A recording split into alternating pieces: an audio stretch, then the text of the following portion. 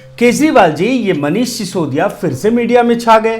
क्या चक्कर है, क्या आरोप है? मनीष सिसोदिया जी पैसे खा गए, शराब नीति में पैसे खा गए। अच्छा, तो अब इनका क्या होगा? मैंने तो आपको 3-4 महीने पहले ही बता दिया था फिर से बता दीजिए कि अगले कुछ दिनों में केंद्र सरकार मनीष सिसोदिया को भी गिरफ्तार करने जा रही है। ये अगले कुछ दिनों वाली बात ना आप महीनों से बता रहे हैं।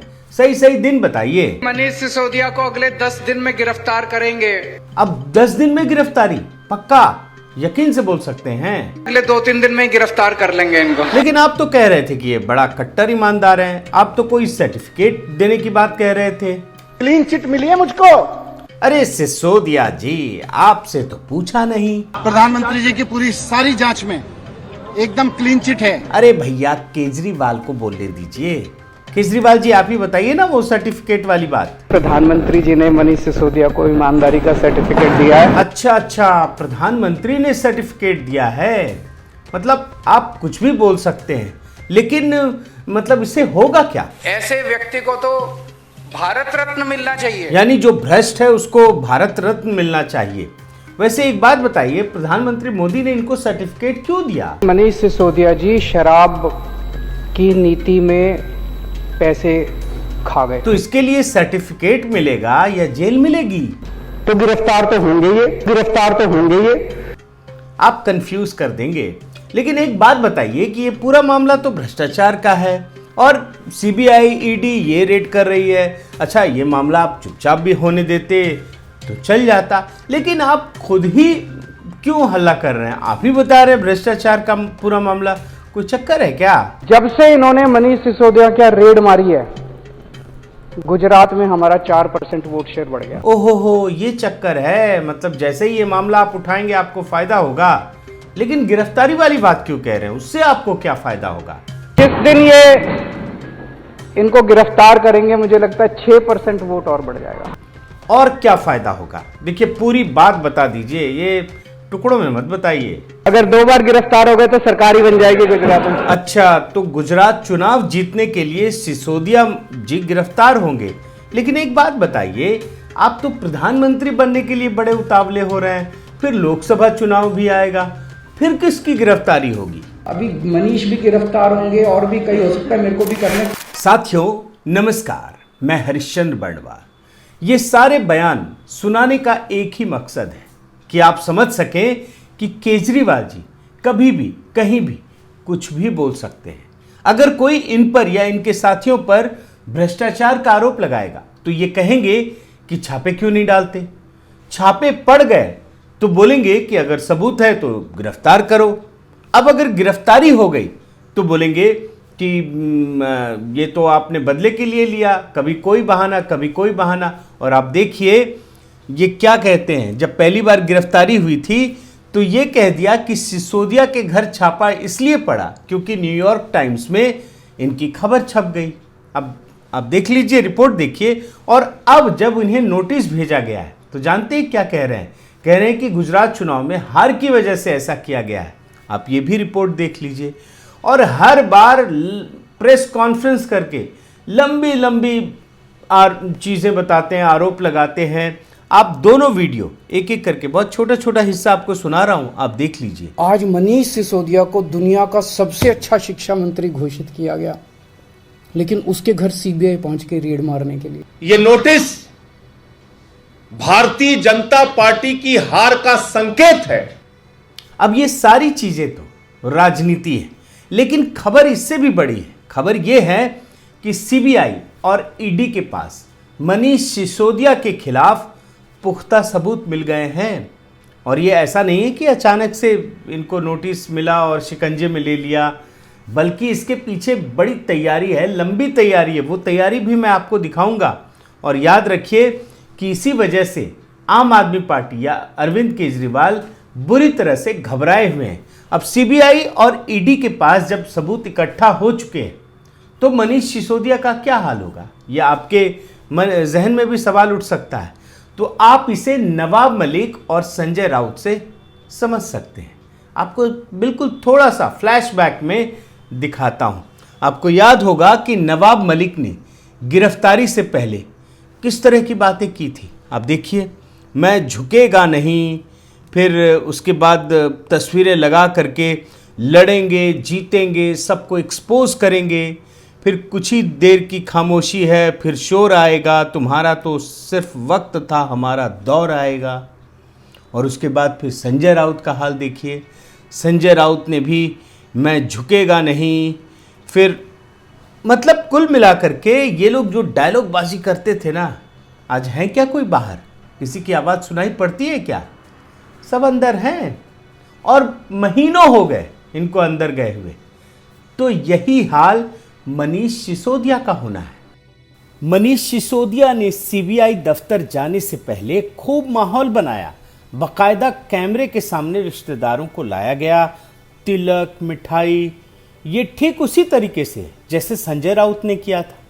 संजय राउत बाहर निकले तो एकदम भगत सिंह बन गए थे, वैसे ही मनीष सिसोदिया भी भगत सिंह बन गए। अब मनीष सिसोदिया का हाल संजय राउत या नवाब मलिक की तरह क्यों होगा, ये समझने की कोशिश कीजिए। ये जो घोटाला है ना, शराब घोटाला, ये 10,000 करोड़ रुपए का है। और इस मामले में जिन 15 लोगों के खिलाफ एफआईआर दर्ज की गई है, उसमें पहला नाम मनीष सिसोदिया का है। यानी मनीष सिसोदिया शराब घोटाले में आरोपी नंबर 1 हैं।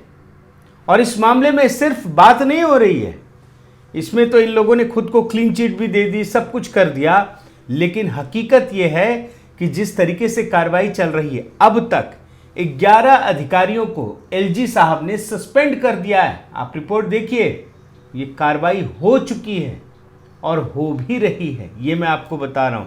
इतना ही नहीं, बाद में केंद्र सरकार ने 2 वरिष्ठ अधिकारियों को सस्पेंड किया। इसमें कौन कौन है ये भी देखिए। एक सीनियर आईएएस अधिकारी ए गोपी कृष्ण और दूसरे दानिक्स कैडर के अधिकारी आनंद कुमार तिवारी हैं। दोनों को निलंबित कर दिया गया और दोनों एक्साइज डिपार्टमेंट से ही जुड़े थे। एक जनाब कृष्णा जो है आबकारी आयुक्त थे, दूसरे आनंद कुमार उप आबकारी आयुक्त थे। और सिर्फ अधिकारियों को सस्पेंड नहीं किया गया, गिरफ्तारियां भी शुरू हो गई। 3 लोगों को गिरफ्तार किया जा चुका है। कौन कौन है आप देखिए। एक तो कारोबारी और आम आदमी पार्टी के नेता विजय नायर, शराब कारोबारी समीर महेंद्रू और तीसरे अभिषेक बोइनपल्ली भी शामिल हैं। यानी 3 लोगों को गिरफ्तार भी किया जा चुका है। और ये उस मामले में गिरफ्तार किया गया है जिसमें आरोपी नंबर 1 मनीष सिसोदिया है। सीबीआई को इस मामले में इतने पुख्ता सबूत मिल चुके हैं कि कई बार छापेमारी की कार्रवाई की गई। और छापेमारी की कार्रवाई सिर्फ इधर उधर या बाकी लोगों पर नहीं, बल्कि सीधे मनीष सिसोदिया के घर में की गई है। आप ये रिपोर्ट देखिए, घंटों तक उनके घर में छापेमारी की गई, कई लोकेशंस में की गई। आप एक छोटा सा बयान सुनिए कि कितने घंटे तक छापेमारी हुई है। 14 घंटे तक मेरे घर में सीबीआई रही। इस 14 घंटे की जो छापेमारी हुई ना, जो खुद मनीष सिसोदिया बता रहे हैं, उनके घर से कई महत्वपूर्ण दस्तावेज जब्त कर लिए गए, जिसमें उनका कंप्यूटर, फोन सबको सीज कर लिया था। और इसके बाद इनके बैंक लॉकर और तमाम जगहों पर, मतलब ये प्रक्रिया लगातार चल रही है, घर, गांव, सारे दफ्तर, सारी जगहों पे। और इसके बाद में ईडी की एंट्री हुई। ईडी ने भी तमाम लोकेशंस पर छापेमारी की। अब इसके तार आप समझ लीजिए, सिर्फ दिल्ली तक नहीं है, कई शहरों तक, कई राज्यों तक। और यही वजह है कि ईडी ने जो छापेमारी की कार्रवाई की है ना, वो कम से कम 150 से अधिक ठिकानों पर की गई है। आप रिपोर्ट देख लीजिए और आप ये जानकर हैरान हो जाएंगे कि इस मामले पर सीबीआई ने क्या कुछ कहा है। कभी भी क्या ईडी ने कुछ कहा है? मैंने आपको इस वीडियो के शुरू में ही दिखाया था कि लगातार केजरीवाल और मनीष सिसोदिया ये भ्रम फैलाते रहे कि इनको कुछ मिला नहीं, इनको क्लीन चिट दे दी गई। और ये बात लगातार कहते रहे।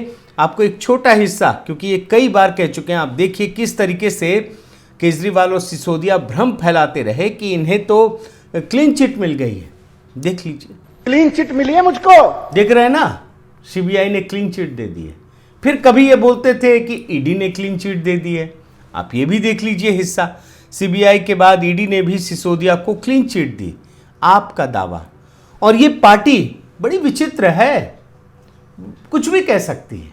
यही मैं आपके सामने प्रस्तुत करने की कोशिश कर रहा था कि जिस पार्टी का नेता प्रधानमंत्री को गाली देता है, सीधे प्रधानमंत्री की मां को गाली देता है, वो सीबीआई और ईडी के मामले में भी प्रधानमंत्री से नीचे बात ही नहीं करता। इसका कोई नेता सीधे मोदी पर ही निशाना साधता है। आप देखिए, आप एक छोटा सा हिस्सा कि ईडी की जांच हो रही है, सीबीआई की हो रही है, और ये सिसोदिया जी क्या कह रहे हैं। प्रधानमंत्री जी की पूरी सारी जांच में एकदम क्लीन चिट है। अब जब सिसोदिया जांच एजेंसियों के शिकंजे में है और इनकी पार्टी के बड़े बड़े नेता, आप समझ लीजिए जब सिसोदिया है तो केजरीवाल जी भी होंगे, क्योंकि ये पूरी तार जुड़ी हुई है ना। तो ऐसे में इन्हें अपना हाल नवाब मलिक और संजय राउत के जैसा नजर आ रहा है। अब इन लोगों को कुछ भी समझ में नहीं आ रहा है, इसलिए केजरीवाल कहानियां बनाने में सारी मर्यादाओं को तोड़ चुके हैं। अब ये कुछ भी कह सकते हैं, कुछ भी कह रहे हैं। आपको एक छोटा सा नमूना दिखाता हूं, फिर आपको सारी बात समझ में आ जाएगी। देख लीजिए। मानव जीवन का मुझे लगता है 3-4 हजार साल का इतिहास है।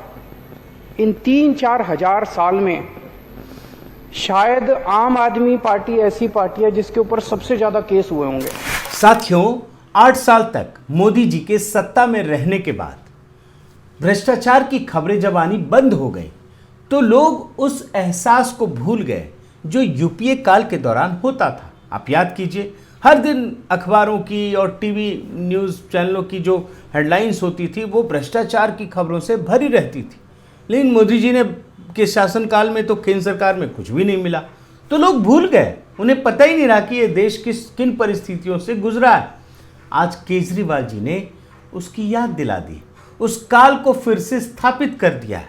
और यकीन मानिए, इसी वजह से आज जब केजरीवाल की कहानी कहता हूं तो ऐसा लगता है कि कीचड़ में पैर डालने के जैसा है ये। लेकिन असल सवाल तो यही है कि जब कीचड़ में घुसेंगे नहीं तो कमल मिलेगा कैसे।